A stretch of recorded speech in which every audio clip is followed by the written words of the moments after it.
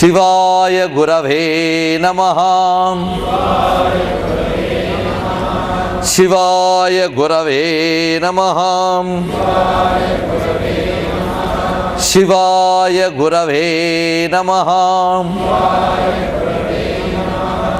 శ్రీమాత్రే నమః. శ్రీమాత్రే నమః. శ్రీమాత్రే నమః. శ్రీ విష్ణు రూపాయ నమః శివాయ. శ్రీ విష్ణు రూపాయ నమః శివాయ. శ్రీ విష్ణు రూపాయ నమః శివాయ. నమో మహద్భ్యో ఋషిభ్యో గురుభ్యో నమః. భగవన్మయమైన సభా సదస్సుకి సవినయ నమస్సులు సమర్పణ చేసుకుంటూ గురు చరిత్ర అయిన శ్రీ శంకర విజయం తర్వాత అంశాన్ని చెప్పుకుంటూ, ఒక్కరైనా వాత్సాయన కామసూత్రాల్ని చక్కగా శాస్త్రబద్ధంగా చదివిన వారు ఉన్నారా?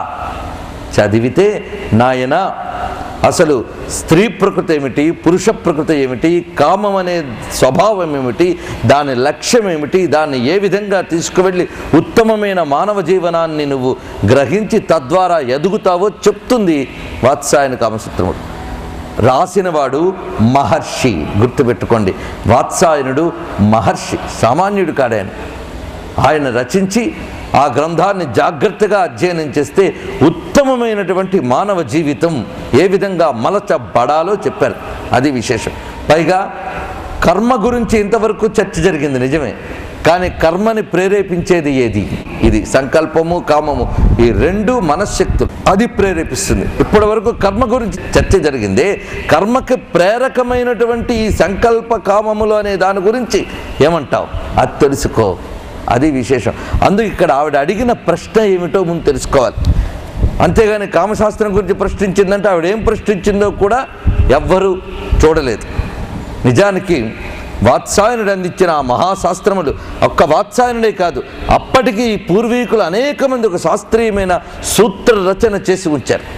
ఎలాగైతే యోగమునకు పతంజలి యోగ సూత్రములు ఉన్నాయో, భక్తికి నారదుని భక్తి సూత్రములు ఉన్నాయో, కర్మకి జైమిని కర్మసూత్రములు ఉన్నాయో, వేదాంతానికి బాదరాయనుడి యొక్క బ్రహ్మసూత్రములు ఉన్నాయో, కామమునకు వాత్సాయనుడి కామసూత్రములు కూడా అలాగే ఉన్నాయి. ఇలా ప్రతి దానికి కూడా ఒక సూత్రబద్ధమైన ఒక మహాశాస్త్రాల్ని ఆవిష్కరించుకున్న జాతి భారత జాతి. దాన్ని ఆధారం చేసుకుని ఈ విజ్ఞానాన్ని విస్తృతిపరిచి మన గ్రంథములు చెప్పాయి. అంతేగాని మానవుల్లో ఉద్రేకాల్ని రేపి రెచ్చగొట్టి తద్వారా పుస్తకాలు అమ్ముకోవడానికి రచించిన గ్రంథాలు కావేవి కూడా. ఆ స్థాయిలో చూడవద్దు. అవి సాహిత్య గ్రంథములు కావు, శాస్త్ర గ్రంథములు. ఆ విధంగా ఏర్పాటు చేసిన ఆ గ్రంథ విద్యలు క్రమంగా జ్ఞానమునకు హేతువులవుతాయి. అందుకే వాటిని నిరసించడానికి లేదయ్యా. అవి ఏ విధంగా జ్ఞానమునకు హేతువులు అవుతాయో కూడా నిరూపింపవలసిన బాధ్యత బ్రహ్మ విద్యా ప్రతిష్టాతమైన నీకు ఉన్నది అని చెప్పడం తల యొక్క ఉద్దేశం. ఆ కారణం చేత అమ్మవారు ప్రశ్నిస్తున్న ప్రశ్న చూడండి ఎంత గొప్పగా ఉన్నదో. ఆ ప్రశ్న అసలు కామశాస్త్రంలో ఉంటుందన్న విషయం ఇప్పటి ఏ బుద్ధిజీవికి కూడా తోచదు మనకి. అలాంటి ప్రశ్న వేసింది అమ్మవారు. అదేమిటంటే, కళాక్రియంత్యో పద పుష్పధన్వనః కిమాత్మికా కించ పదం సమాశ్రితా పూర్వే చ పక్షే కథమన్యథా స్థితి కథం యువత్యాం కథమేవ పూరుషే. ఇదే ఆవిడ ప్రశ్నించింది. దీని గురించి నిజంగా చర్చ చేస్తే ఇది కొన్ని రోజుల సబ్జెక్టు. అశ్లీలం అనే దానికి జోలికి వెళ్లకుండా మేధావులు ఆలోచనాపరులే కూర్చుని ఉంటే ఈ విషయంపైనే కొన్ని రోజులు చర్చ చేయవచ్చు. ఏ విధంగా కామశాస్త్రాన్ని బ్రహ్మ విద్యకు పరిణమింపజేయవచ్చు అనే విషయాన్ని తెలుసుకోవచ్చు. కానీ అంత సమయం మనకు లేదు గనక ఇందులో కొన్ని ముఖ్యమైన విషయాలను చెప్తున్నాను. సమయం తక్కువైనప్పుడు విషయం చిక్కబడుతుంది. విషయం చిక్కబడ్డప్పుడు మనలో ఏకాగ్రత ఎక్కువైతే ఆలోచనా పరులైనటువంటి మేధావులు శ్రోతలుగా దొరకడం నాకు అదృష్టం గనక వారు దీనిపై ఇంకా ఇంకా ఆలోచన చేయగలరు, భావన చేయగలరు. అటువంటి భావన కొంత ఎందుకు ప్రసరింపజేయవలసి వచ్చు. ఎందుకంటే కర్మకి ప్రేరేపించేది, కర్మ నుంచి ముక్తము చేయించేది ఏది? కర్మకి ప్రేరేపించేది, కర్మ నుంచి ముక్తము చేయించేది ఏది? అందరికీ తెలిసిన వేదాంత వాక్యం, మన ఏవ మనుష్యానాం కారణం బంధమోక్షయో. అందరికీ తెలుసు కదా, మనస్సే బంధమోక్షములకు హేతువు. బంధ అంటే కర్మలంపటత్వం, మోక్షం అంటే కర్మ నుంచి విమోచనం. ఈ రెండిటికి మధ్యలో ఉన్నది మనస్సు. ఈ మనస్సులో ఏముంది తెలిసిందా? మనస్సును ఎనలైజ్ చేయడం అనేది ఇక్కడ ముఖ్యమైనటువంటి విషయం. ఎందుకంటే శరీరం ఎనలైజ్ చేయొచ్చు, భౌతికం కనిపిస్తుంది. మనస్సును ఎనలైజ్ చేయగలమా? ఈ మనశ్శక్తి అనే దాని విషయంపై పరిశోధించి చాలా తపస్సు చేయాలి. అందుకే మనోబ్రహ్మేత్యుపాసీత అన్న మాట కూడా మనస్సుని అన్ని విధములా అధ్యయనం చేయడం అనే దాని మీదే చెప్పబడుతున్నది. ఇక్కడ ఆ మనస్సుకు సంబంధించి ప్రశ్న వేసింది అమ్మ. అది విశేషం. అదేమిటి అంటే, శుక్లపక్షంలోనూ కృష్ణపక్షంలోనూ స్త్రీ పురుషులలో కామకళలు ఎన్ని రకములుగా ప్రవర్తిస్తాయి, వాటి స్వరూపం ఏమిటి? ఇది అమ్మ అడిగిన ప్రశ్న. ఇలాంటి ప్రశ్న ఒకటి ఉంటుందనైనా ఎవరైనా ఊహించగలరా? అంటే శుక్లపక్ష కృష్ణపక్షాలలో ప్రతివాడి శరీరంలో ఈ కామ సంబంధమైన చైతన్యంలో ఏ ఏ పరిణామాలు ఉంటాయి, అది పురుషులకైతే ఎలా ఉంటుంది, స్త్రీలకైతే ఎలా ఉంటుందో చెప్పిన సైన్స్ మనకు ఉండేది అనే విషయం తెలుస్తుంది కదా ఈ ప్రశ్న బట్టి. అది అడిగింది తల్లి. అడిగితే తలదించుకున్నారు. అమ్మా, ఇది చెప్పాలి అంటే నాకు 1 నెల రోజులు గడువు కావాలమ్మా అన్న. ఎందుకంటే ఆ శాస్త్రం ఆయన అధ్యయనం చేయలేదు, ఆ శాస్త్రాన్ని ఈ ఉపాధితో అధ్యయనం చెయ్యరాదు. అది విశేషం. సన్యాసుపాధి తీసుకుని కామశాస్త్రం చదువుకుంటూ కూర్చోకూడదు, అది విశేషం. ఈ ఉపాధితో ఆశ్రమం తీసుకుని అతను నేను చాలా ఎడ్యుకేట్ అవుతానండి అందుకు చదువుతాను అని చదవరాదు. ఏ విద్య స్వీకరించడానికి ఏ వేషం వేశాడో ఆ వేషమే. అలాగని బ్రహ్మచారి కామశాస్త్రం అధ్యయనం చేయడానికి వీల్లేదు. వాడికి రావాల్సిన స్థితి వచ్చినప్పుడు వాడు నేర్చుకోవాలి. అందుకే నేచరే నేర్పుతుందండి అని తోసేయలేదు మళ్ళీ. ఎందుకంటే ఈ రోజుల్లో సెక్స్ ఎడ్యుకేషన్ అని బయలుదేరదీసి 3 ఏళ్ల పిల్లవాడికి కూడా అంటగట్టడానికి, ఆ పేరుతో వ్యాపారం చేయడానికి పత్రికల వాళ్ళ దగ్గర నుంచి ఉబలాట పడుతున్న దౌర్భాగ్యపు రోజుల్లో ఉన్న మనం ఎన్ని గ్రహించాలో చూడండి. ఇక్కడ బ్రహ్మచర్య ఆశ్రమంలో, యతి ఆశ్రమంలో నేర్చుకోవలసినవి కావవి. అది గృహస్థాశ్రమ స్వీకార పరిస్థితిలో నేర్చుకోవాల్సింది. అంటే ప్రకృతికి మనిషి శరీరానికి ఉన్నటువంటి లక్షణం అది. నువ్వు ఏ నిష్ఠతో ఏ విచారణతో వెళుతున్నా నీ మనస్సుపై శరీరంపై ప్రకృతి చూపిస్తున్న ప్రభావం ఎన్ని రకములుగా ఉంటుంది, దాన్ని ఏ ఏ విధంగా జయించాలి. నువ్వు ఉపాసనా మార్గంతో నియమంతో జయించాలి.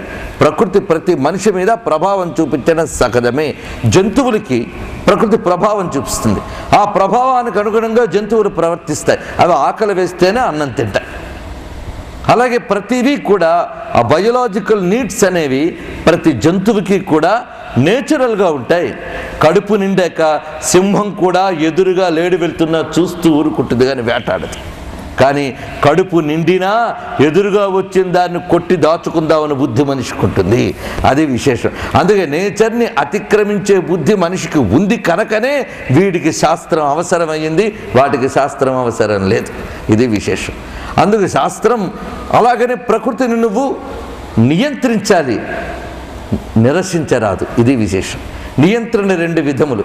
నీ యొక్క స్వభావానికి అనుగుణంగా ఆ ప్రవహిస్తున్న ప్రాకృతిక చైతన్యాన్ని ధర్మబద్ధం చేసుకో, సిస్టమైజ్ చేసుకో. అది చేయాలి. ప్రవహిస్తున్న మహానదికి కాలవ కట్టడం వలె నీలో ఉన్నటువంటి కామనాది ప్రకృతులని ధర్మముతో నిగ్రహించి విచారణ వైపు తీసుకువెళ్ళి చివరికి వేదాంతంలో పరిణమించు. అందుకు ఏర్పడింది ధర్మము కర్మ అనేటువంటిది. అందుకే కామము అనేది ప్రకృతి యొక్క శక్తి. ప్రకృతి శక్తి అంటే పరమేశ్వర శక్తి. అందుకే కామం అనే మాట వినగానే వెంటనే అనరాని మాట అన్నట్లో, వినరాని మాట విన్నట్లో అనుకోనప్పుడే అజ్ఞానాలు తొలగుతాయి. ఆ మాట కృష్ణ పరమాత్మ గీతలో చెప్తారు, ధర్మావిరుద్ధో భూతేషు కామోస్మి భరతర్షభ అని. ధర్మమునకు విరుద్ధము కాని కామము నా స్వరూపము అని. ఇక్కడ మరికొంత లోతుగా ఆలోచిస్తే శ్రీ విద్యోపాసన రహస్యం ఇక్కడ దాగి ఉన్నది. శ్రీ విద్య అంటే ఏమిటి? అమ్మవారు ఎవరు? కామేశ్వరీదేవి. అయ్యవారి పేరు కామేశ్వరుడు. అంతేకాదు తల్లి చేతిలో ఆయుధాలు ఏమిటి? మన్మథుడి చేతి ఆయుధాలే కదా. ఎప్పుడైనా ఆలోచించామా? కొంచెం లోతుగా ఆలోచిస్తే అర్థమయ్యే విషయం ఇది. అందుకే దేహాన్ని పరిశీలించేటప్పుడు వైద్యుడు ఒకలాగా చూస్తాడు, కాముకత్వ వికారం ఉన్నవాడు ఒకలా చూస్తాడు. కానీ దేహం మాత్రం ఒక్కటే, చూసే చూపు బట్టే తేడా ఉన్నది. అందుకు ఇక్కడ ఆ కామం అనే దానిని తత్వదృష్టితో చూడవచ్చు, ధర్మదృష్టితో చూడవచ్చు, యోగ దృష్టితో చూడవచ్చు, భోగ దృష్టితోనే చూడవచ్చు. చూచేవాడి స్థాయి బట్టి అది ఉంటుంది.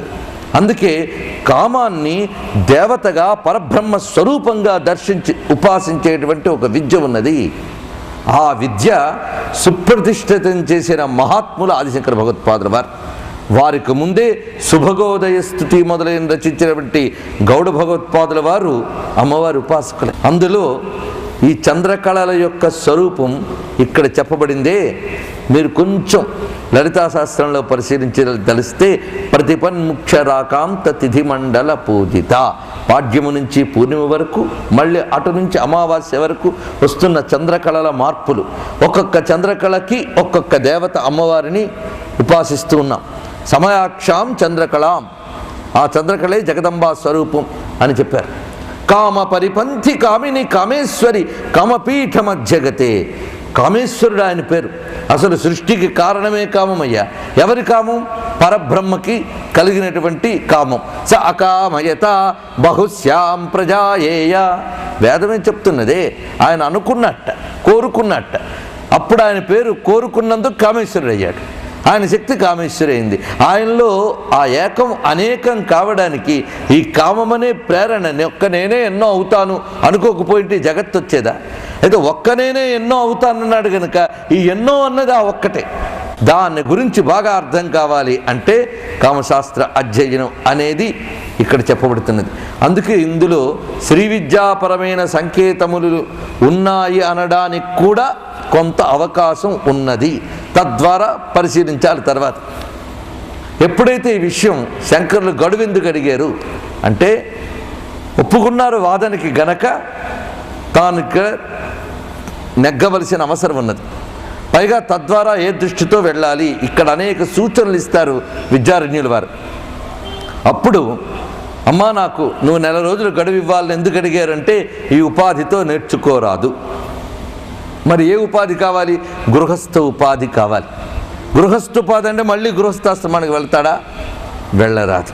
అది విశేషం. అలాగని వెళ్ళి కామశాస్త్రం టెస్ట్లో చదివి చెప్తే జరిగేది కాదు. ఇక్కడ పరిచితమైన దాన్ని చూడాలి. అయితే మళ్ళీ పరిచితము అంటే మళ్ళీ అనుభవంలోకి వెళ్ళాలా? పరిచయం వేరు, అనుభవం వేరు. మళ్ళీ అనుభవంలోకి వెళితే మళ్ళీ అన్నీ అంటుకున్నట్టే కదా. ఇక్కడ వచ్చిందండి కీలకం. ప్రతి అవతార పురుషుడి జీవిత చరిత్రలో ఎప్పటికీ తేలని కొన్ని కీలకమైన పాయింట్స్ మిగిలిపోతాయి. కృష్ణ చరిత్రలో రాసలీలలాగా. అది విషయం. ఇప్పటికీ ఎన్ని మార్లు తర్జన భర్జనలు పడి వాళ్ళది వీళ్ళది చెప్తూ ఉన్నా కొంత సమాధాన పడి కొంత సమాధాన పడకున్నా కృష్ణుడు రాసలీల మాత్రం కామ్గా ఆయన చేయాల్సింది ఆయన చేశాడు ఎవడిన్నప్పటికీ. అయితే ఆయన తప్పు చెయ్యుడు అన్న ఎరుక యోగులకు తెలుసు, ధర్మవేత్తలకు తెలుసు. సగం తెలిసి సగం తెలియని మనకి అర్ధాస్తికులు అర్ధనాస్తికులై తిరుగుతుంటాం. మనం అలాంటి పరిస్థితులు ఉంటాం. అలాంటి వాళ్ళకి ఈ చరిత్రలో కూడా కొన్ని సందేహాలు ఉండవచ్చు. మహాత్ముల చరిత్రలో ఇలాంటి గ్రంథులు మిగిలిపోవడం వల్లనే ఆ చరిత్రని అధ్యయనం చేయాలనే కుతూహలం పెరిగి పెరిగి మనలో తపన జ్వలించి జ్వలించి సత్యం సాక్షాత్కరించే అవకాశం ఉంటుంది ఏమో. అందుకు మహాత్ముల చరిత్రలో ఇలాంటివి మిగిలి ఉంటాయి. ఎంత చెప్పినా రాముడు వాలిని చాటు నుంచి కొట్టడం తప్పే అని ఇప్పటికీ మన గుండెలో గుచ్చుతూనే ఉంటుంది ఎవరిని చెప్పినా. ఆఖరికి ఏదో నీళ్ళనములు అంగీకరిస్తాం. అంత మాత్రాన రాముడు తప్పు చెయ్యడు. అది బాగా గుర్తుపెట్టుకోండి. ఇంకా మనకు వికసించలేదు కనుక జ్ఞానానికి ఎలా వారసులు ఉంటారో అజ్ఞానానికి వారసులు ఉంటూనే ఉంటారు. వాళ్ళు ఉండడం చేతే వీళ్ళు వాళ్ళకి సమాధానం చెప్తూ ఉంటారు. మనకి లబ్ధి జరుగుతూ ఉంటుంది. అందుకే మహాత్ముల చరిత్రలో ఇలాంటివి ఉంటూ ఉంటాయి. శంకరుల వంటి మహాత్ముడు ఎప్పుడైతే ఈ విధంగా నిర్ణయించుకున్నాడో ఒక్కసారి మనకెందుకంటే ఆయన పక్కనున్న పద్మపాదాచార్యుల వారికే ఇదేమి ఛాలెంజ్ స్వామి, చక్కగా సన్యాసం తీసుకుని వేదాంతం చెప్పుకుంటూ వెళ్ళిపోకుండా మీరు ఈ పని ఎందుకు చేశారన్నారు. ఎలా నేర్చుకుంటారు? పరకాయ ప్రవేశం చేస్తానన్నాడు ఆయన. పరకాయ ప్రవేశమా? ఇది ఎలాగా? పరకాయ ప్రవేశ విద్య గురించి పద్మపాదాచార్యులకి తెలియక కాదు, కానీ పరకాయ ప్రవేశం ఎంత ప్రమాదమో గత చరిత్రలు చెప్తున్నాయండి. మత్స్యేంద్రనాథుడనే మహాత్ముడు విద్య నేర్చుకోవడానికో మరొక ప్రయోజనం కోసమో పరకాయ ప్రవేశం చేసిన తర్వాత అందులో చుట్టుకుపోయి బయటపడకపోతే ఆయన శిష్యులైన గోరక్షనాథుడు మొదలైన వారందరూ కూడా తిరిగి ఎంతో తపన పడి ఆయన్ని మళ్ళీ పూర్వస్థితికి తీసుకురావాల్సి వచ్చింది. మళ్ళీ మేమంత తపన పడాలా అని అడిగట్ట పద్మపాదాచార్యుడు. అప్పుడు ఆయన నవ్వి, నాయనా ఇక్కడ చాలా చక్కగా చెప్తున్నారు, అసంగినోన ప్రభవంతి కామా. నేను కామశాస్త్రాధ్యయనం చేస్తున్నాను గనక నాకు ఏవో కామానికి సంబంధించిన వాసనలు ఉన్నాయనుకునో లేదా నేర్చుకునే సమయంలో పుడతాయనుకునో నువ్వు అనుకోవద్దు. నేను అసంగిని కాబట్టి ధైర్యంగా పెడుతున్నాను, నాకు అంటదు ఏది కూడా. అది ఎలాగంటే హరేరివాభీర వధూసఖస్య, ఇదే సూచన ఇక్కడ ఇచ్చారు. శ్రీకృష్ణ పరమాత్మ గోప స్త్రీలతో క్రీడిస్తున్నప్పుడు ఆయన ఎలా అసంగుడయ్యున్నాడో అదే విధంగా అన్నారు ఇక్కడ. శ్రీకృష్ణ పరమాత్మ గోపస్త్రీలతో విహరిస్తున్నప్పుడు ఆయన సాక్షీభూతంగానే ఉన్నాడు. ఆ విషయం మనకి భాగవతంలో చెప్పబడింది. ఆ గొడవే కొన్ని రోజులుగా టీవీలో నారాయణీయంలో మీరు వింటూనే ఉన్నారు. అక్కడ ఎలా అసంగుడై ఉన్నాడు అంటే ఆత్మారాముడు, యోగీశ్వరేశ్వరుడు, అస్ఖలితుడు ఎన్ని విషయాలు చెప్తారో పాపం వ్యాసదేవుడు మనం అర్థం చేసుకోవాలని తాపత్రయపడుతూ చిట్ట చివరికి రేమే రమేశో వ్రజసుందరిభిః అని చెప్పినప్పుడు యథార్పకం స్వప్రతిబింబ విభ్రమ అని కూడా సూచన ఇచ్చారు ఆయన. అలా సాక్షీభూతంగా ఉంటూ మొత్తం గమనిస్తూ ఉన్నాడు. అంటే అక్కడ బుద్ధి పనిచేస్తోంది, కానీ బుద్ధి నిస్సంగమై పరిశీలనాత్మకంగా పరీక్షిస్తోంది తప్ప అనుభవాత్మకంగా తాదాత్మ్యం చెందట్లేదు. అది విశేషం. ఈ స్థితిలో అధ్యయనం సాగాలి. ఇది ఎలా సాధ్యమవుతుందంటే యోగ విద్య చేత ఇది సాధ్యమవుతుంది. యోగశక్తి లేనివాడు ఆ బ్యాలెన్స్ పెట్టలేడు. ఎందుకంటే బ్యాలెన్స్ నిస్సంగమే యోగం. అదే సమత్వం యోగముచ్యతే. యోగం కర్మసు కౌశలం అంటే అర్థం ఏమిటి? కర్మకి అంటుకోకుండా నిస్సంగుడై సమబుద్ధి కలిగి నిర్వహించడం, అది సాధ్యం కావాలి.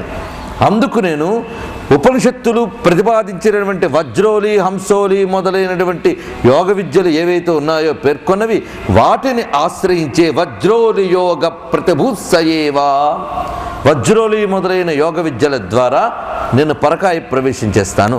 ఆ పరకాయ ప్రవేశం చేసి పరిశీలన చేస్తాను. ఈ పరిశీలన చేసేటప్పుడు అధ్యయనాత్మక దృష్టి తప్ప అనుభవాత్మక దృష్టి ఉండదు. ఇది విశేషం. దానికి యోగ స్థితి. ఆ యోగ స్థితికి చెందిన వారు శంకరులు. అది ఇతరులకు సాధ్యమా అంటే కాదు. కోరిక తీర్చుకోవాలని చెప్పి అందరూ పరకాయ ప్రవేశం చేసి పెడతారా?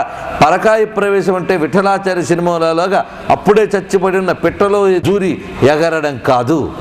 అవి మనకి క్యూరియాసిటీ పుట్టించడానికి. పరకాయ ప్రవేశం టక్కుటమారి విద్య, మంత్ర విద్య కాదు.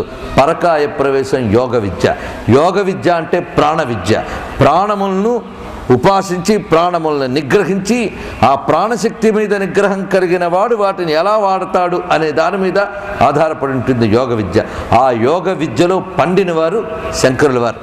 ఆ కారణం చేత ఇక్కడ పరకాయ ప్రవేశం అనే దాని గురించి క్లుప్తంగా చెప్పుకుని మనం తర్వాత విషయంలోకి వెళదాం.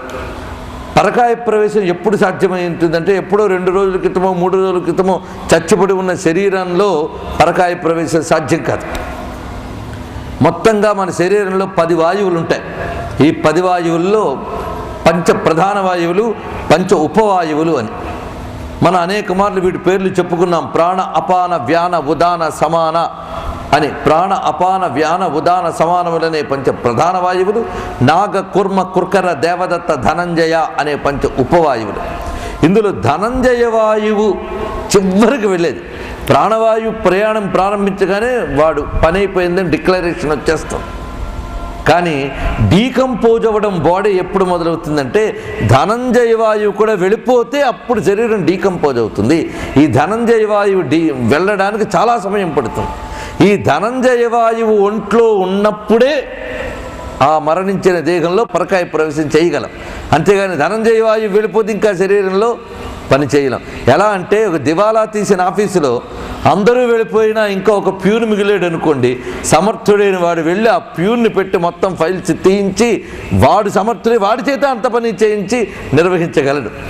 అదేవిధంగా చిట్ట చివరికి వీడు ఈ బాడీ అనే ఆఫీసులో మిగిలి ఉంటే ఒక మహాయోగి దానిలో ప్రవేశించి ఆ మిగిలిన ధనంజయ వాయువుని ఆధారం తీసుకుని తిరిగి శరీరాన్నంతటినీ చైతన్యవంతం చేసి నిర్వహించగలడు.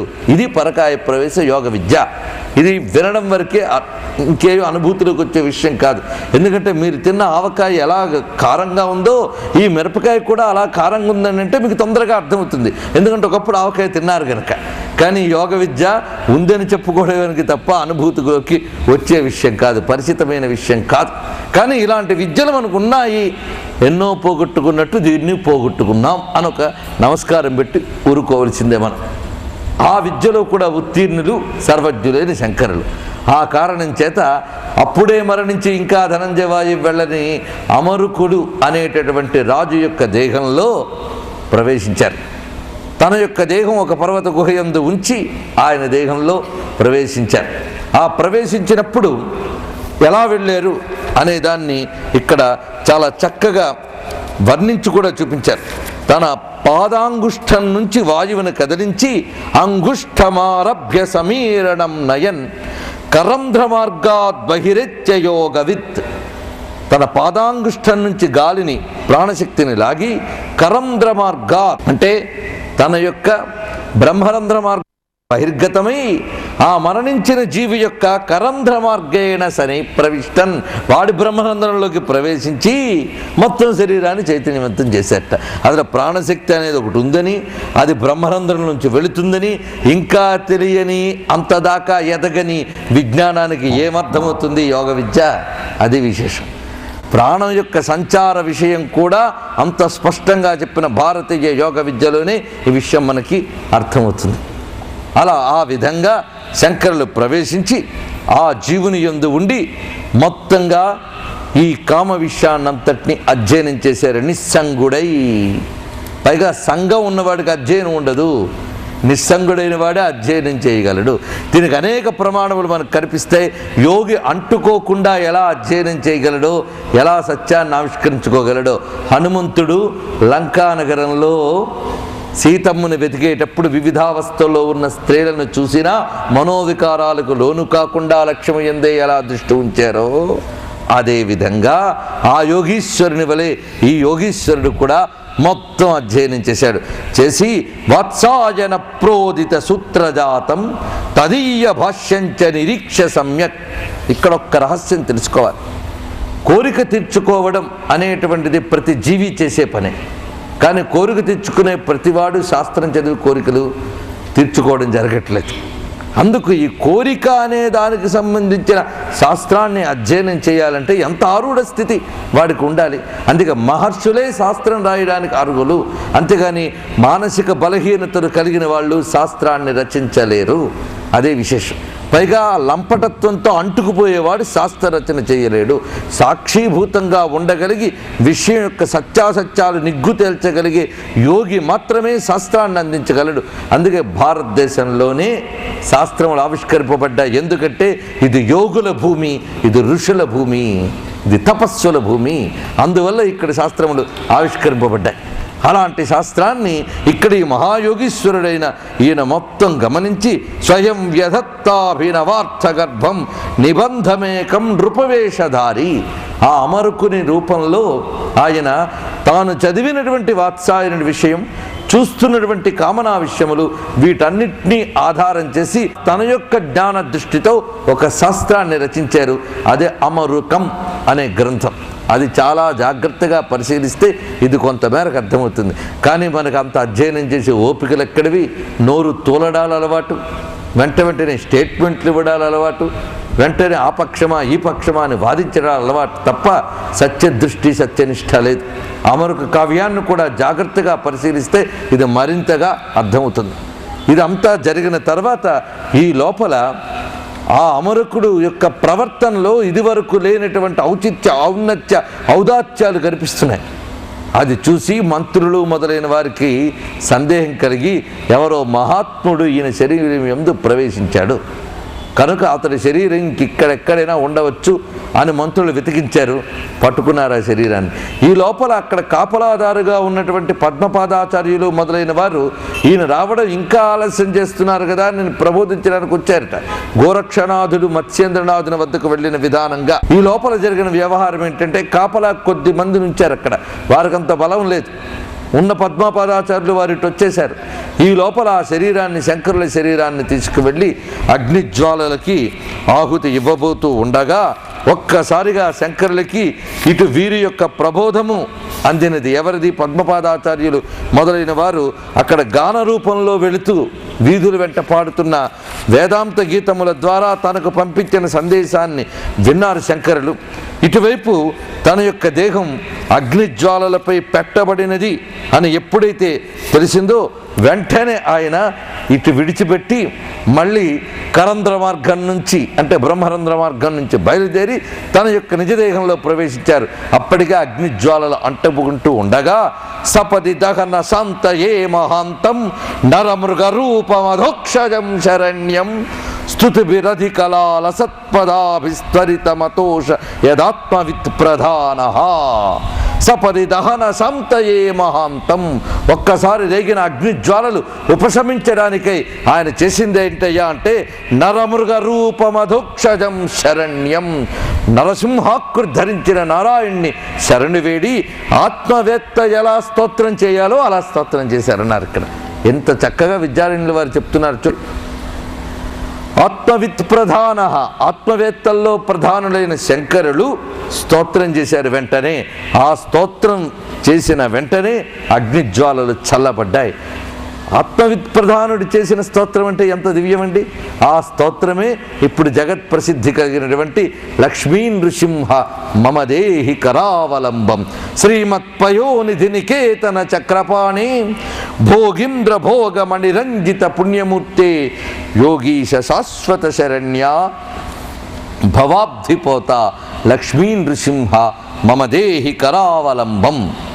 ఈ స్తోత్రంలో మనకి మాటి మాటికి కనబడే శబ్దం సంసార ఘోర గహనే, సంసార కూపమతి ఘోరం, సంసార పార విశాల కరాళ కాల నక్ర గ్రహ గ్రసన నిగ్రహ విగ్రహస్య సంసార వృక్ష మఘబీజం సంసార సర్ప ఘనవక్త్రం సంసార దావ దహనాతు సంసార జాల పతితస్య సంసార భీకర.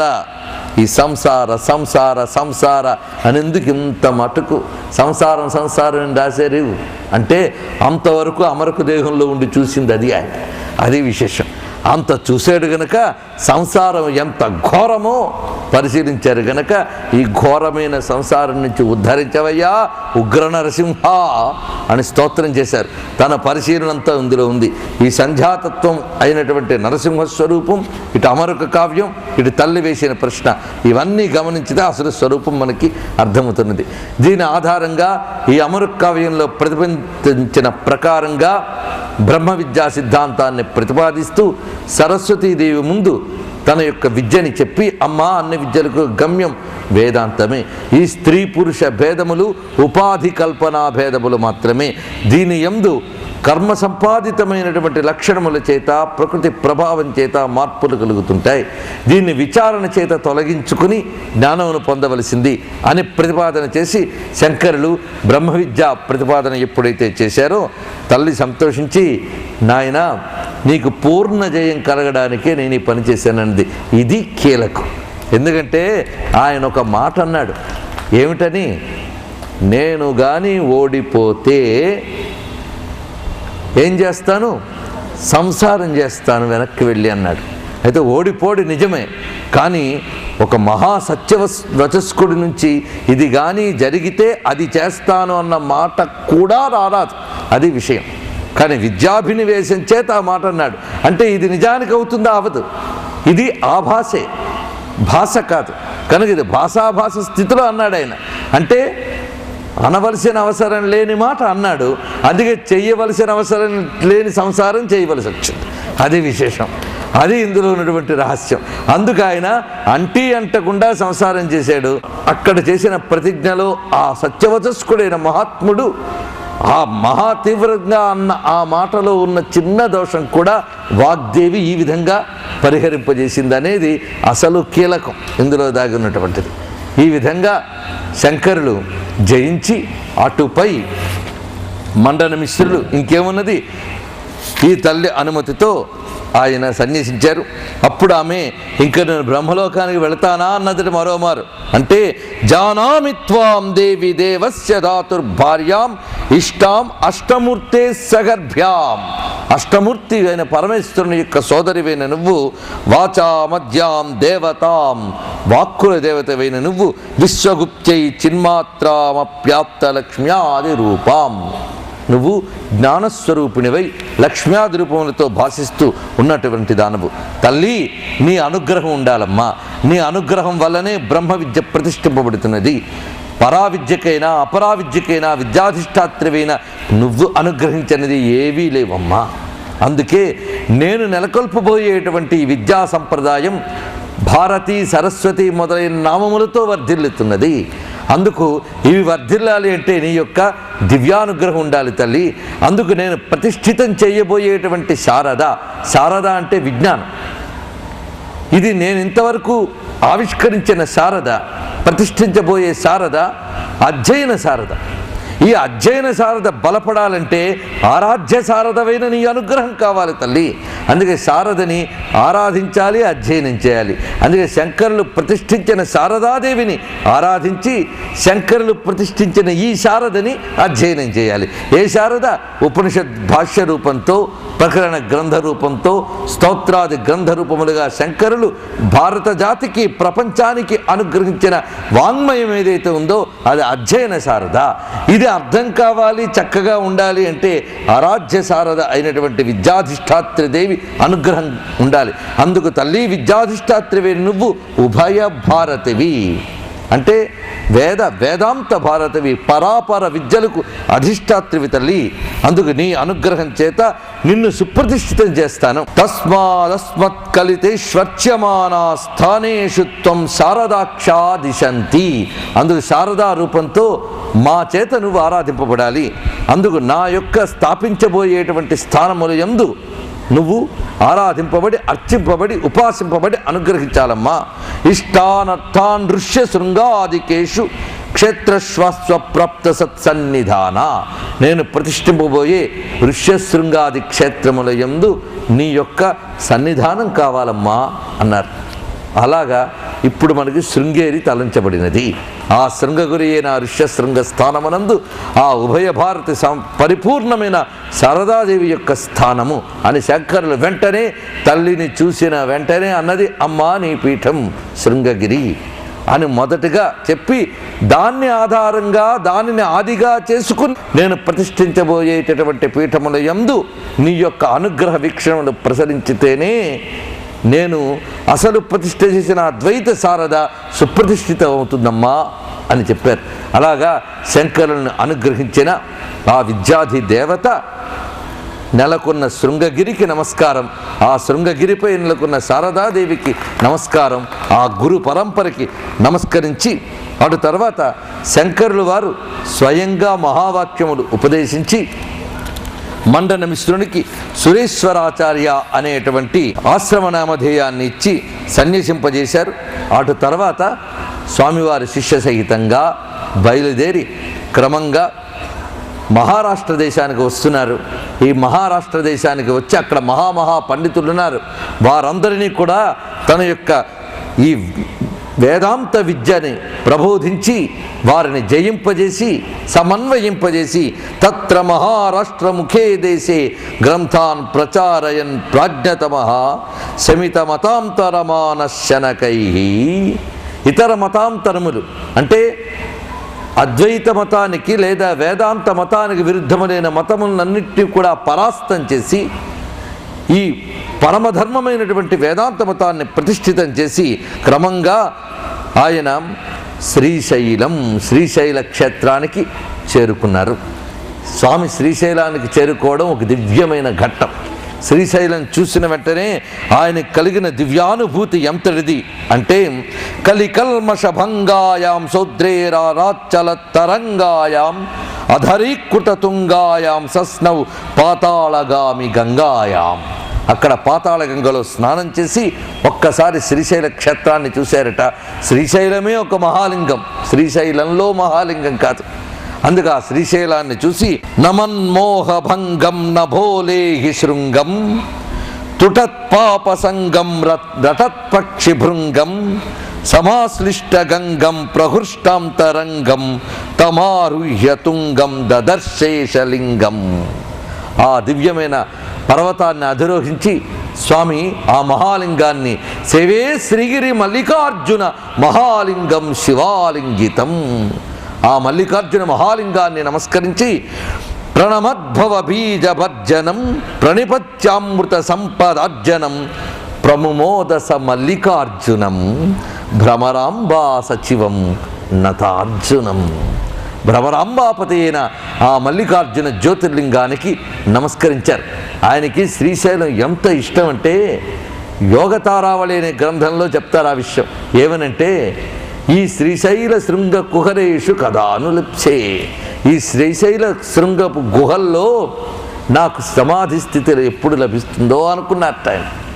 అంటే ఆ గుహల యందు కూర్చొని ఉండగా జడలు కట్టి అందులోకి పక్షులు వెళ్ళిన విషయం కూడా తెలియనంత సమాధి స్థితిలో ఉండే యోగం ఎప్పుడు వస్తుందా అని యోగతారావళి గ్రంథంలో ఆయన పేర్కొన్నారంటే, శ్రీశైలం అంటే ఆయనకి ఎంత ప్రీతో చూడండి. అందుకే పాలధార పంచధార అనే ప్రాంతంలో శంకరుల తపోభూమి మనకు శ్రీశైలంలో కనిపిస్తుంది. ఆ శ్రీశైల క్షేత్రంలోని ఈ సమయంలోనే శంకరులు భారత జాతికి అనుగ్రహించిన దివ్య గ్రంథం శివానంద లహరి. ఈ శివానంద లహరిని ఆ శ్రీశైల క్షేత్రంలోనే మనకు అనుగ్రహించారు స్వామివారు. అందులో ప్రధానంగా శ్రీశైల స్వామి ప్రసక్తి 2 శ్లోకాల్లో సంధ్యారంభ విజృంభితం శృతిశిరస్థానాంతరాధిష్ఠితం సప్రేమ భ్రమరాభిరామసకృత్ సద్వాసన శోభితం భోగీంద్రాభరణం సమస్త సుమన పూజ్యం గుణావిష్కృతం సేవే శ్రీగిరి మల్లికార్జున మహాలింగం శివాలింగితం భృంగిచ్ఛానటనోత్కటక్కరిమదగ్రాహి స్ఫురన్ మాధవాహ్లాదో నాదయితో మహాసితవపు పంచేషు నాథదృత సత్పక్షస్సు మనోవనేషు సపున సాక్షాన్ మదీయే మనోరాజీవే భ్రమరాధిపో విహరతాం శ్రీశైలవాసీ విభు అనే శ్లోకములు శ్రీశైల మల్లికార్జున ప్రశస్తిని తెలియజేస్తూ మనకు కనిపిస్తాయి. అలాగా ఆ క్షేత్రంలో కొంతకాలం ఆయన ఉన్నప్పుడు ఒకసారి ఆయన వద్దకు కాపాలికుడు చెట్ట వచ్చి, నా కైలాసం వెళ్ళాలనుందయ్యా, అందుకు నా మార్గం నేను ఎంచుకున్నాను. అదేమిటి అంటే తామసికమైన మార్గమే కావచ్చు, బలి ఇచ్చి పొందడు. అదొక విధానం ఉంది. అది ఆమోదయోగ్యమా సాత్వికమా అనేది వేరే పక్కన పెడతాం. వాడి విధానం వాడిది. నాకు దయచేసి అనుగ్రహించవయ్యా అని ఈయన ఏకాంతంలో ఉన్నప్పుడు అడిగేట, శిష్యులకు దూరంగా ఉన్నప్పుడు. సరే, నేను సమాధి స్థితిలో ఉన్నప్పుడు నీ ఇష్టం కానీ అన్నాడు. ఎందుకంటే ఒకటి కైలాసానికి వెళ్ళడానికి నా దేహం పనికొస్తే అంతకన్నా కావలసిందేముంది? ఇది ఎలాగో హేయమైనదే దేహం, ఎప్పుడో విడిచిపెట్టవలసిందే. అందుకే ఆనాడు వ్యాసుని ముందే అడిగారు, ఒక్క క్షణం నిలబడండి, నేను ఇక్కడ విడిచిపెట్టేస్తానన్నారు. అలాంటిది ఇప్పుడు ఇతని కైలాసానికి వెళ్ళడానికి పనికొస్తే అంతకంటే కావలసిందే ఉన్నది. అదే విధానం. పైగా ఆయన ఇటువంటి ఆయన తలకాయ కోసం చూస్తున్నట్ట. యోగనిష్ఠుడే బ్రహ్మనిష్ఠుడైన వాడు తలకాయనిస్తే అది విశేషం.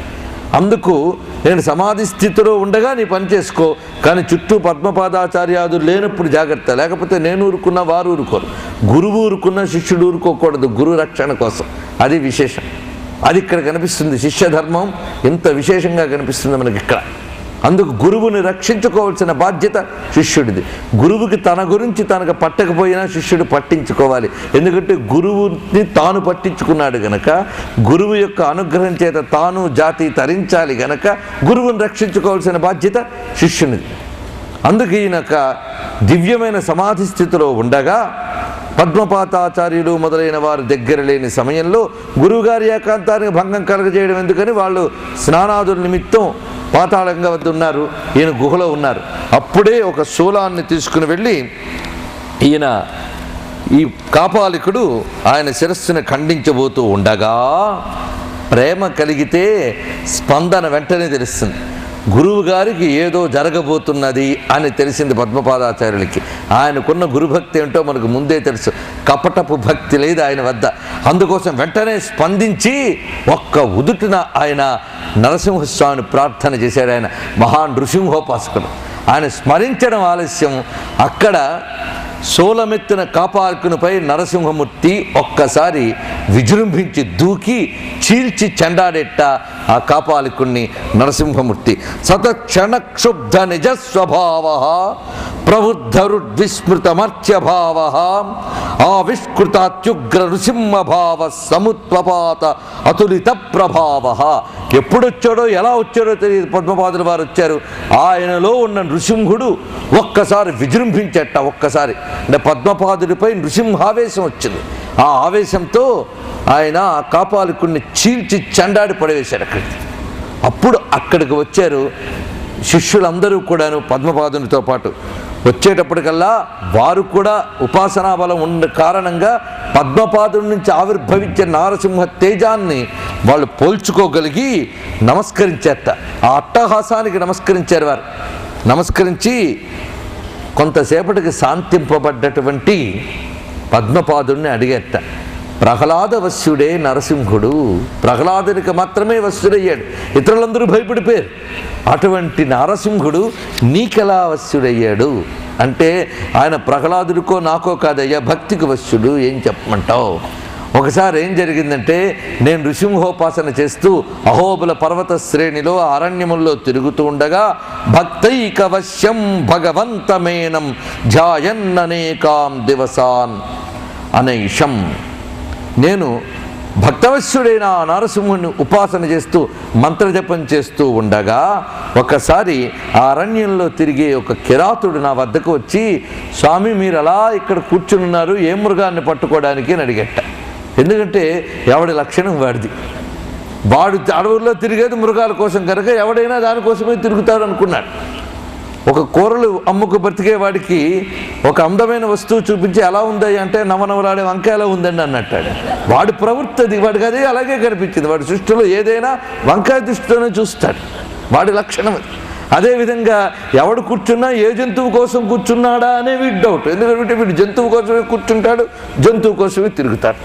అయితే పద్మపాదుడు జ్ఞాని గనక ఈ అడిగిన ప్రశ్నకి చిన్న నవ్వు నవ్వి, ఏ జంతువు కోసం అనే మాటలో ఉన్న ఒక భావం నచ్చింది ఆయనకి. ఒక వింత జంతువు కోసం నేను ఇలా కూర్చున్నానయ్యా అన్నాడు. ఏ వింత జంతువు? నాకు ఈ అడవిలో తెలియని వింత జంతువు లేదు, మీరు చెప్పండి, తెచ్చి ఇక్కడ పెట్టేస్తా. మీరేదో తపస్సు ఏవో చేసుకునే వాళ్ళు, మీరు జంతువులను ఏం పట్టుకోగలరు? మీకు కావాల్సిన జంతువు ఏదో చెప్పండి, నేను తెచ్చేస్తాను అన్నట్టు. ఈ జంతువు నీకు ఎప్పుడు తారసపడి ఉండదే అంటే అతని ప్రొఫెషన్కే మచ్చాది, పెద్ద ఛాలెంజ్. తను చూడని జంతువు ఉందా? అప్పుడు చెప్పాడు, ఈ జంతువు శరీరం అంతా నరరూపం, ముఖం మాత్రం సింహరూపమయ్యా. మహా తేజస్సుతో ఉంటుంది ఈ జంతువు అంటే. ఓటమి అంగీకరించక ఎలాగైనా పట్టుకుని మీకు అప్పచెప్తాను అని బయలుదేరేటండి. ఈడేం పట్టుకుంటాడులే అనుకుని తన ఉపాసన తాను చేసుకుంటూ ఉండగా ఒకసారి స్వాములారు తీసుకొచ్చానన్నట్టండి. తీసుకొచ్చావా? ఎవరిని తీసుకొచ్చావయ్యా? మీరు చెప్పిన జంతువుని తెచ్చానన్నట్ట. ఒకవైపు తాడుంది, ఆ తాడుతో పట్టు కట్టి తెచ్చేసట. ఇదిగో తెచ్చానన్నట్ట. తాడు కనిపిస్తుంది, ఈ బోయవాడు కనిపిస్తున్నాడు. దేన్ని కట్టి తెచ్చాడో కనిపించట్టు. ఇదేమిటయ్యా? కానీ అది దేన్నో కట్టిన వైనం కనబడుతుంది. చూశాడు ఈయన. ఎవరిని తెచ్చావు? ఏమిటి తెచ్చావు అంటే, మీరు వర్ణించిన వర్ణ ప్రకారంగా సింహ ముఖము నర శరీరము కలిగినటువంటి నరమృగాన్ని తీసుకొచ్చాను అన్నట్ట. అప్పుడు ఆయనకి ఒక్కసారి ధ్యానించి తన మంత్రంపై కేంద్రీకరించి ఏకాగ్రంగా తిలకించి కళ్ళు తెరవగానే ఆ సూక్ష్మ దృష్టికి కనబడింది, ఈ బోయవాడు కట్టిన ఆకుతీగల కట్లకి బంధింపబడ్డ నరసింహస్వామి కనబడ్డాడు. అందరినీ అల్లల్లాడించిన స్వామి ఈ తీగలకు కట్టుబడి చిన్న నవ్వు నవ్వుతూ ఉన్నాడు. నరసింహుడు నవ్వుతాడా? ఈయన మరీ బడా ఏంటి అంటే అన్నమాచారికి కనబడింది ఆ నవ్వు. నగుమొగముతోడివో నరకేశరి నగరూప గరుడాద్రి నరకేశరి అమిత దానవదలన ఆది నరకేశరి నమిత బ్రహ్మాదిసుర నరకేశరి హరి నమో శ్రీ వెంకటాద్రి నరకేశరి నరసింహ జయ జయతు నరకేశరి జయ జయ నృసింహ సర్వేశ భయహర వీర ప్రహ్లాద వరద జయ జయ నృసింహ సర్వేశ. ఏంటి స్వామి ఇంత ఉపాసనలు చేస్తున్నాను, నా మంత్రం సిద్ధించిందనుకుని నువ్వు నాకు రక్ష అనుకుని ఉన్నాను, నువ్వే రక్షిస్తున్నావు అనుకున్నాను, కానీ నిన్ను దర్శించే భాగ్యం నాకెప్పుడు లభించలేదు. వీడు ఏం సాధన చేసాడనయ్యా నువ్వు దొరికిపోయో. నీకు తెలియదా నేను ఎంత సులభంగా పట్టుకోవచ్చో?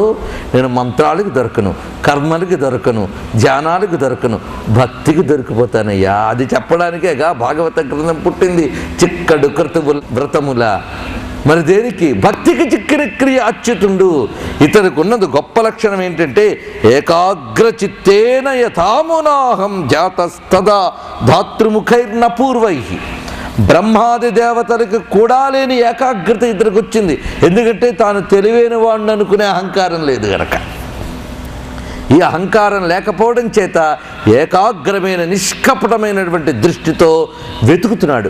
వెతుకుతున్నంతసేపు ఏమున్నది? ఎందెందు వెతకి చూచిన అందందే గలడన్న మన ప్రహ్లాదుని మాట నిజం చేయొద్దు, సత్యం విధాతం నిజభృత్యు భాషితం కదా. ఆయన మాట అనలే. ఎందెందు వెతక చూచిన కనిపిస్తాడు, వెతుకుతూ ఉన్నట్ట. అందులో సర్వాంతర్యామిత్వం అనేదాన్ని రుజువు చేసిన అవతారం నరసింహస్వామి కనుక ఎక్కడ పడితే అక్కడ ఉంటాడు, ఎక్కడ పడితే అక్కడ దొరుకుతాడైనా అనుకున్న విశేషం అది. ఆ పట్టుకోవడం చేతనవ్వాలి, ఆ పట్టు కావాలి. ఆ పట్టు పేరే ఏకాగ్రత. ఆ ఏకాగ్రతతో వెతికేనయ్యా, వెతికేడితను. ఈ ఏకాగ్రత బ్రహ్మాదులకు కూడా లభ్యం కాదు. ఎందుకంటే వాడికి అహంకారం ఉంది, వాడికి 4 తల్ల అహంకారం. ఒక్క వేదంలో ఒక్క ముక్క తెలిస్తేనే ఎంత అహంకారం పిడిసిపాటు ఉంటే మరి 4 వేదాలు తెలిసేక ఉండదా? అందుకు నాకు లభ్యుడు కాడా అని ఉన్నప్పుడు వాడికి వేదాలన్నీ కనిపిస్తున్నాయి, వేద వేద్యుడు కనబడలే. ఇతగాడికి అవేవిలో ఇతడు వర్ణించిన ఆ స్వరూపం మాత్రమే వెతకాలి, వెతకాలి, వెతకాలి. వెతుకుతున్నంతసేపు అతడు తనకి వర్ణించిన స్వరూపం హృదయంలో ధ్యానమవుతుంది కనుక ధ్యానమవుతున్న రూపాన్ని బయట వెతుకుతున్నాడు కనుక ఎదలో దేవుణ్ణి వెతికితే ఎదుట కనిపించి తీరతాడు గనక కనిపించాడు స్వామి ఏకాగ్రచిత్తంతో. అందుకు పట్టుకొచ్చానయ్యా అనగానే ఒక్కసారి ఇంత భక్తవశ్యుడువా స్వామి అని విలపించి కాళ్ళ మీద పడ్డానయ్యా ఆ స్వామికి. అప్పటి నుంచి ఆ స్వామి అనుగ్రహం నాకున్నది. అందుకే గురువుగారికి ఆపదనగానే నా స్వామిని తలంచుకున్నాను అని ఎంత తొందరగా అనుగ్రహిస్తాడో చూసావా. ఇలా తలంచుకోవడం ఏంటి, అలా వచ్చాడు నా మీదకి, నా గురువుగారిని కాపాడుకోగలిగాను అని అంటూ ఉండగా గురువుగారు ఒక్కసారి సమాధి స్థితి చాలించారు. అయితే పద్మపాదుడి నుంచి ఆవేశం వదిలింది, కానీ నరసింహస్వామి చోటు వదల్లే, అక్కడే ఉన్నట్ట. ఆ ఉన్న స్వరూపం శంకరులకు కనబడింది. కనబడగానే కళ్ళు తెరిచి ఎదురుగా చూసి నమస్కరించి చంద్రాంశు సోదర్య సటా జటాలం తార్తీయ నేత్రాబ్జక సన్నిటాలం సహోజ్య దుష్టాంశు సహస్రభాసం విజ్జండ విస్ఫోటక దట్టహాసం విజ్జండ విస్ఫోట కృదట్టహాసం. ఎటువంటి స్వామి అంటే 3 కన్నులతో జ్వలిస్తున్నటువంటి కేశరములతో ఆ సటలు జలిపిస్తూ జిహ్వని ఆడిస్తూ ఉన్నటువంటి నరసింహుని యొక్క తేజోమయ రూపాన్ని చూసి వెంటనే మహానుభావులైన శంకరులు స్తోత్రం చేస్తూ తవ వపుక్కిల సత్వముదాహృతం తవ హి కోపన మన్వపి నోచితం తదిహ శాంతి మవాప్నుహి శర్మణి హర గుణం హరిరాశ్రయసే కథం. స్వామి నీ రౌద్ర తేజస్సుని ఒక్కసారి ఉపసంహరించుకోవయ్యా, నీ యొక్క ఉజ్వలమైనటువంటి ఆ అట్టహాసానికి ఓ నమస్కారం అన్నారు. నరసింహస్వామి చేసిన అట్టహాసాన్ని మనం ఒక్కసారి ఇక్కడ స్మరించుకుంటే అది మనకు శాంతి కలిగిస్తుందని శంకరులు చెప్పిన నృసింహ అట్టహాస నమస్కారం. కల్పాంతోజృంభమాణ ప్రమత పరివృఢ ప్రౌఢలాలాటవన్నీ జ్వాలాలీఢ త్రిలోకీ జనిత చటచటాధ్వాన ధిక్కారధుర్య మధ్యే బ్రహ్మాండ భాండోదర కుహర మనేకాంత్య దుస్థామవస్థాం స్థ్యానస్థ్యానో మమాయం దళయతు దురితం శ్రీ నృసింహాట్టహాసం. ఆ నృసింహుని యొక్క అట్టహాసం మన దురితములను తొలగించుగాక అని నమస్కరించి నరసింహస్వామిని స్మరిస్తే చాలు గుహ్యక దుష్ట పిశాచక జాతుల యొక్క ప్రభావం పోతుంది. దుష్టశక్తుల ప్రభావం పోవాలి అంటే నరసింహుణ్ణి స్మరిస్తే చాలట. నరహరే తవ నామ పరిశ్రవాత్. ఓ నరసింహ నీ నామం వింటే చాలయ్యా దుష్టశక్తులు దూరం అయిపోతాయి అనడానికి ఇదే ఇక్కడ ప్రమాణం. అందుకు ఈ కనిపిస్తున్న నారసింహ స్వరూపం సాక్షాత్ పరబ్రహ్మ రూపం. త్వమేవ సర్గస్థితి హేతురస్య త్వమేవ నేతా నృహరేఖిలస్య త్వమేవ చింత్యో హృదయేన వజ్యే త్వామేవ చిన్మాత్రమహం ప్రపజ్యే. సచ్చిదానందమయుడవైన ఓ నారసింహ, నిన్ను శరణు వేడుతున్నాను అని శంకర భగవత్పాదుల వారు నారసింహుణ్ణి ప్రసన్నం చేసుకున్నారు.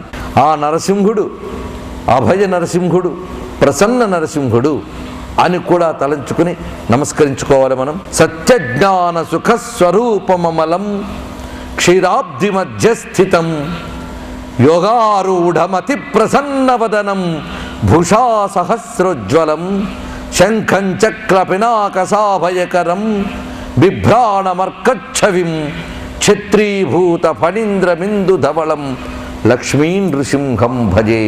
శ్రీ లక్ష్మీ నృసింహం భజే. శ్రీమత్పయోనిధి నికేతన చక్రపాణే భోగీంద్ర భోగమణి రంజిత పుణ్యమూర్తే యోగీశ శాశ్వత శరణ్య భవాబ్ధిపోత లక్ష్మీ నృసింహ మమ దేహి కరావలంబం. ఆ ఉగ్ర నరసింహ తత్వమే బ్రహ్మ విద్యకి ముఖ్యం గనకనే భాగవతానికి ప్రధానమైనది నారసింహతత్వం. ఆదిశంకర భగవత్పాదుల వారు తన బ్రహ్మ విద్యా ప్రతిపాదనలో నృసింహోపాసాన్ని ఆలంబనంగా చేసుకున్నారు. అందుకే లక్ష్మీ నృసింహ మమ దేహి కరావలంబం. ఎందుకంటే సర్వం బ్రహ్మమయం అని తేల్చి చెప్పిన జ్ఞానభక్తుడు ప్రహ్లాదుడు, ఆయనకే గమ్యమైన వాడు నారసింహుడు. మళ్ళీ అలాంటి జ్ఞానభక్తులు ఆదిశంకర భగవత్పాదుల వారు. సర్వమున్నతన దివ్య కళామయమంచు వీరునేమను భిన్నత్వం కూడదయ్యా అని చెప్పిన ప్రహ్లాదుడే శంకరుడు. అది విశేషం. అందుకే వీరునేమను మతిభ్రమణంబున భిన్నులై ప్రవర్తిల్లక సర్వమున్నతని దివ్యకళామయమంచు విష్ణునందుల్లము చేర్చి తారడవి నుండిట మేలు నిశాచరాగ్రణి అన్న ప్రబోధమే అద్వైతం. అది మొదట ప్రతిపాదించిన జ్ఞానభక్తుడు ప్రహ్లాదుడు, ఇప్పుడు ప్రతిపాదించిన మహాభక్తుడు శంకరులు గనక ఉభయులకు నారసింహ తత్వంతో ఉన్న సంబంధం అది. అదే శంకర విజయంలో దాగిన దైవీయ శక్తి. అయితే శంకర విజయంలో ఏ సర్గ చివర చెప్పని మాట ఈ సర్గకు చివర చెప్తారు. దీనిని ఎవరైతే పఠిస్తారో, వింటారో, స్మరిస్తారో వారికి అన్ని శుభములు లభిస్తాయి, అరిష్టాలు తొలగుతాయి అనే ఫలశ్రుతి కూడా చెప్పారు. అందుకే శంకర విజయం తెలుసుకునే అధ్యయనం గ్రంథం మాత్రమే కాదు, పారాయణ చేయవలసినటువంటి మంత్ర గ్రంథం అని కూడా మనకు తెలుస్తున్నది.